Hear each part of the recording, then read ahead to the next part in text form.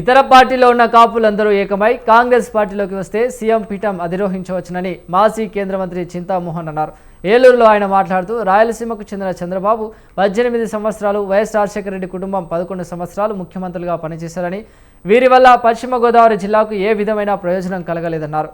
కాపులందరూ కాంగ్రెస్ పార్టీలోకి వస్తే 2029 ఎన్నికల్లో కాపు సామాజిక వర్గానికి చెందిన వ్యక్తి ముఖ్యమంత్రి అవుతారని తెలిపారు. కాపులు వెస్ట్ గోదావరి జిల్లాలో కాపులు ఎక్కువ. కాపుల పరిస్థితి కూడా చాలా కష్టతరంగా ఉంది. మాజీ మంత్రులు కూడా మందులు కొనుక్కోలేని పరిస్థితుల్లో ఉన్నారు ఈరోజు. ఇది సామాన్య కాపుల పరిస్థితి. దళితుల పరిస్థితి అధ్వానంగా ఉంది, బాగాలేదు. మరి ఉద్యోగాలు రావు, ఉద్యోగాలు లేవు, తినేదానికి తిండి లేదు, మరి కూలి చేసుకునేదానికి కూడా ఉపాధి హామీ పనులు కూడా సరిగ్గా లేక ఇబ్బందులు పడుతున్నారు దళితులు. మరి నేను ఒక్కటి మాత్రం చెప్పదలుచుకున్నాను.